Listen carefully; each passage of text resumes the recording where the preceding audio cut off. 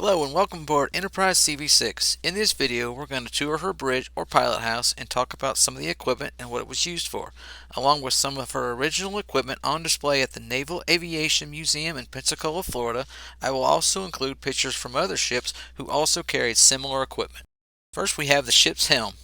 Located in the center, it controlled the ship's rudder, which turned the ship either port or starboard. By turning the helm, it activated an arrow on the top that pointed to numbers, telling you how many degrees the rudder will move. This in turn activated the rudder angle indicator to the right of the helm that told you the exact movement of the rudder in real time. This command then goes down to aft steering, where the steering gear is located on fifth deck and turns the massive rudder to the desired degrees. The ship can also be steered directly from aft steering in the event the pilot house and secondary con are taken out in battle. The next item is the ship's engine order telegraph. The left side controlled the port engines and the right side controlled the starboard engines. It was directly connected to the throttle boards located in the engineering spaces.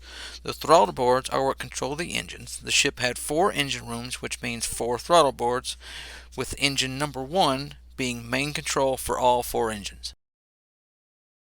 By moving the handles to your desired speed, it was able to give an order for speed and also receive a proper response without a word being said.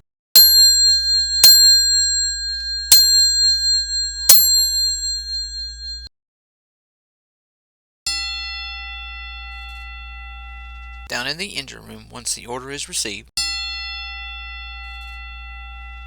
the throttleman turns the knob to said speed request.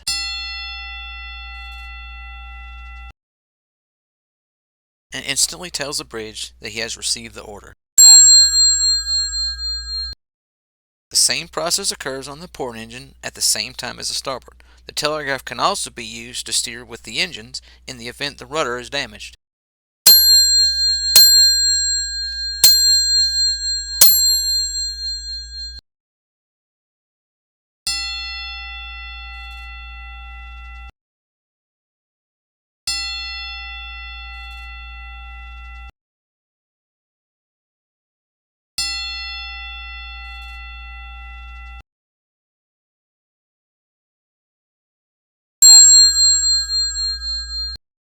Next is the engine revolutions telegraph. Located on and below the engine order telegraph, this piece of equipment served a completely different purpose. The engine revolutions telegraph allowed you to go a very specific RPM rather than just full or flank, which did mean a certain speed, but it varied slightly.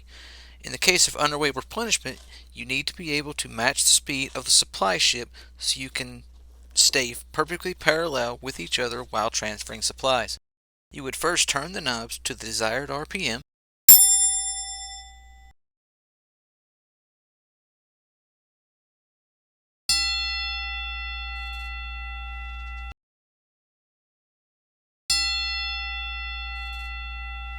down in the engine room, they would turn the knobs on their unit to match your desired RPM request.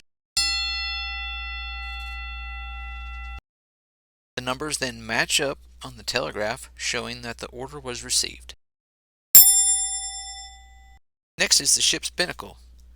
Located directly behind the ship's helm, it carried one of the ship's few magnetic compasses and was used to keep the ship on a steady course when needed. Here we have 2 Mark IV Arma gyro compass repeaters. These were the primary source of navigation used by the helmsman. The right one is the primary repeater and the left one is the secondary in case the primary one malfunctions. There is also a Mark III repeater towards the front of the bridge, probably used by the ship's captain.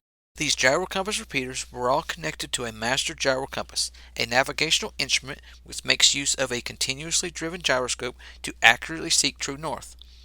It operates by seeking an equilibrium direction under the combined effects of the force of gravity and the daily rotation of the Earth.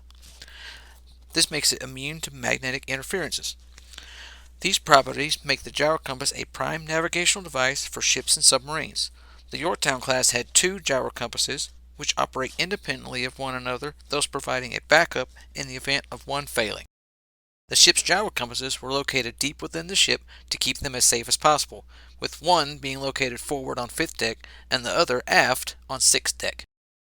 Not a lot of information on this piece of equipment, but basically this is an alarm system that would go off in the event of one of the gyro compasses malfunctioning, and the letters beneath the bell would tell you which compass failed, A for aft and F for forward. Over in the starboard corner of the pilot house, we have the two main levers that operated the ship's two steam whistles, located on top of the funnel. Small whistle on the starboard side and the big whistle on the port side. Also on the starboard side of the pilot house, we have a small chart table, and above that are the ship's shaft RPM indicators, one for each propeller shaft. Also located in various places on the bridge and throughout the ship were sound-powered phones. In the event of a power outage, simply talking into these phones provided enough power to keep them working to still send messages throughout the ship until power is restored. Located in the aft end of the island was an area known as secondary con, where you could safely pilot the ship in the event the pilot house was knocked out in battle. Thank you so much for watching this video. I hope y'all enjoyed it. This is one video I really enjoyed doing and think was desperately needed. I am so excited to finally reveal this very important information that isn't commonly known about the Yorktown class. Please like, share, and subscribe if you enjoy the video, and also please comment and tell me what you thought about it or any questions you might have. I'll be happy to answer them. Thank you so much for watching, and God bless. And if you're interested in learning more about the Yorktown class carriers, feel free to check out my group on Facebook simply titled Yorktown Class Carriers. Thank you so much.